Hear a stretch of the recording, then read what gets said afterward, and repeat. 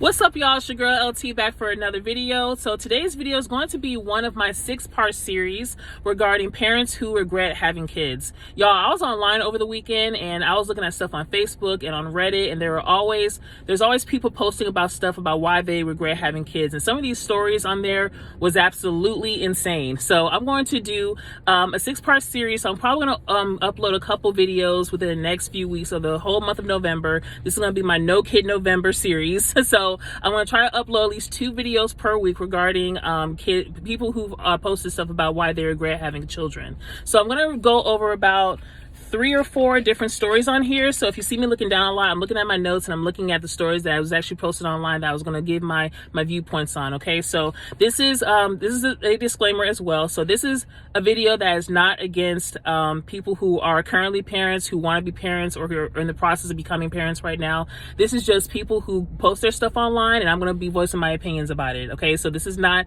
to make fun of parents or anything like that. This is just, situations that people post online that I'm going to give my views on. Okay, so like, comment, and subscribe to my channel. Thank you guys to everybody who's subscribed to my channel recently. I think I've passed over 250 subscribers, so I'm so appreciative of it. Thank you so much. I hope that you guys continue to like my videos and share my videos and also comment. I love interacting with you guys. I'm trying to post stuff on there as far as polls and descriptions and everything. Try to reach out to you guys every single day because I love interacting with you guys, and some of y'all are hilarious. When I try to respond to you all, you guys are so hilarious about your reasons about being child free. So thank you all so much for getting me to over 250 subscribers.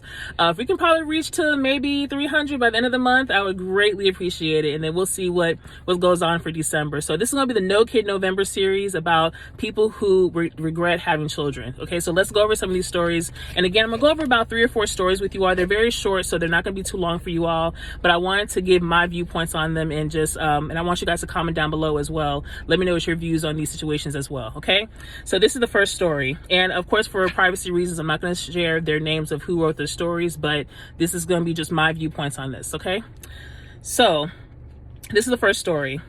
I love my kids. I would die for them, but after having them, I realize I don't want to have kids. I can't seem to enjoy them. I'm too serious with them. I think it's because I have to make sure they grow up to be good people. I'm responsible for them. I wish I could enjoy them, but I have a hard time getting out of my seriousness. So this is one of the things, especially when it comes to knowing yourself. If you know you are kind of a serious individual, but you don't want the stress of parenthood, this is so important to really know yourself. And this is these are all situations that you really don't know yourself as far as being parents until you actually have a baby. So these are situations that kind of sucks on both ends, because it's like, if you don't want kids, then you feel like you're missing out. But then if you do want kids, and then you have the kids, then you find out that parenthood is not for you.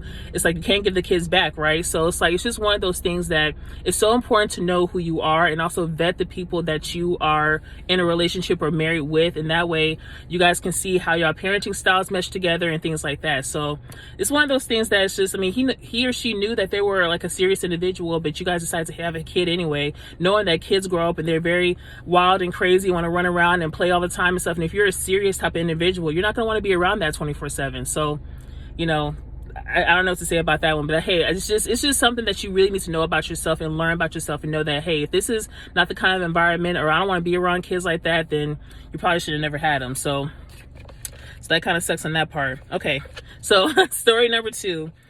Okay, this is from a woman. So she posted her story. I don't feel like being a mom. I feel like a caregiver.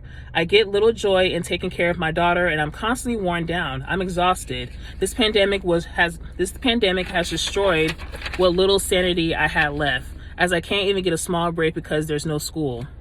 See, a situation like this, especially when it came to the pandemic, that was just so I couldn't imagine taking care of a kid, especially when they weren't able to go to school and you had to have them home all the time to homeschool, whatever.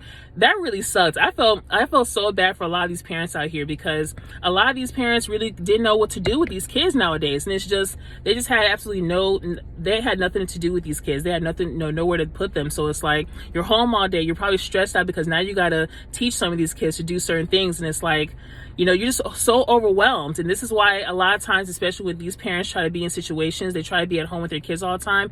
I bet they were like, they couldn't wait for school to start again. Like, I'm pretty sure they couldn't wait for people to go back to school and go to classes and stuff, because you know what I'm saying? Like, it's the pandemic was so stressful for a lot of people, and I'm pretty sure a lot of parents had to go through a lot. So it's just a lot to deal with. So I mean, I commend any of these parents right now who are going through some stuff, but it's just, you know, it's just so much to deal with, especially during that time frame. So I really applaud a lot of the parents, and I applaud the teachers as well for having to deal with some of the kids, especially when they return. So okay, so this is story number 3.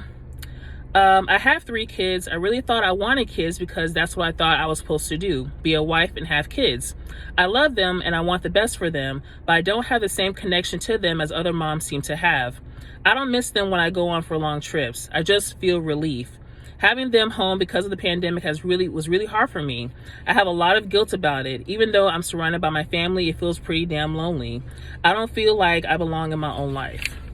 So, especially like I said, with the pandemic, man, this pandemic really made a lot of people test a lot of their patience. And especially when it comes to having the kids that's always in the house, they couldn't go nowhere. They couldn't go to other friends' houses. They couldn't go nowhere. Everything was closed. And it's just, it was really, I'm sure everybody was just so overwhelmed during that time. And I feel really bad for a lot of these parents that had to deal with that. So, then she mentions that, you know, she loves them, but she doesn't really have a connection with them. And you don't know what kind of connection you're going to have once you have the kid. And it sucks that you're not going to find that out until after you have your child. You don't know what kind of personalities they're going to have. And, you know, everybody wants to have all this situation where it's like, oh, okay, well, I want to have a kid. I want that kid to be like a little mini me. But it's like, you don't know if that kid's going to turn out. They can be complete opposite of you. And then what? It's like you have to deal with their personalities. You have to have the patience to deal with them. And it's just, it can be very overwhelming for people. So yeah, especially during the pandemic, I felt so sorry for a lot of these parents nowadays. I was like, I bet they were so happy when these kids went back to school. Okay, so the next story is they posted, it's like having some guests at your house that never get around to leaving for years, but you must take care of them and avoid getting into trouble and judged by others.